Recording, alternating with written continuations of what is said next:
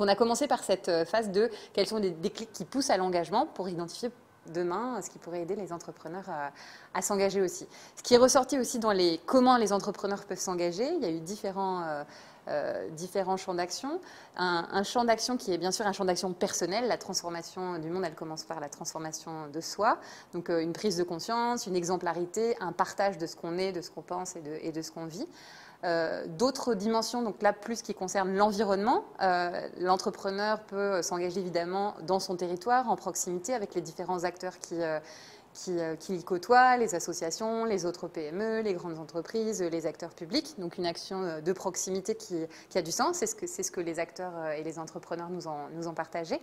Des actions aussi qui peuvent être menées en termes de rayonnement, de sensibilisation, d'aller voir d'autres entrepreneurs pour leur donner envie de s'engager en leur racontant ce que font les uns et les autres, en témoignant, mais aussi en donnant une vision très concrète de l'impact que ça peut avoir pour leur entreprise. Et puis une action interne à l'entreprise sur comment faire pour que les salariés trouvent plus de sens dans leur emploi, mettre en place des missions de mécénat, donner du sens à ce qu'on fait dans le cœur du métier. Et puis, on nous a parlé par exemple du birthday off, faire que les salariés ne travaillent pas le jour de leur anniversaire pour instituer plus de cohésion. Et enfin, on est allé sur concrètement comment agir demain. Donc il y a différents champs d'action.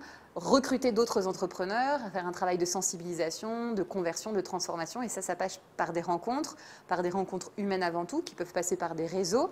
Les entrepreneurs nous ont beaucoup dit, c'est en se côtoyant entre pairs que finalement on peut partager, on se sent concerné.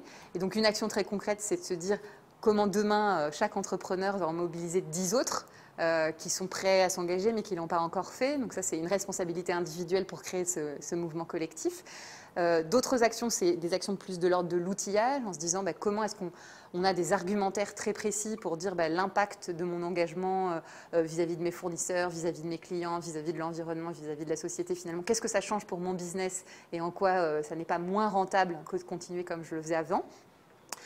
Des actions également vis-à-vis d'autres engagements. On a parlé de finalement, et si tous les entrepreneurs s'engageaient en politique, est-ce que ça ne permettrait pas de changer le cadre? Voilà pour une vision un peu globale des échanges de la messe. Moi, mon engagement, c'est un engagement en entendant tous les acteurs réunis ce matin, c'était de se dire comment est-ce qu'on prend ses responsabilités déjà de façon individuelle pour que les autres s'engagent. Et donc, moi, je le fais déjà beaucoup vis-à-vis des jeunes dans l'enseignement, vis-à-vis des entrepreneurs que j'aide à grandir selon où ils sont dans les territoires.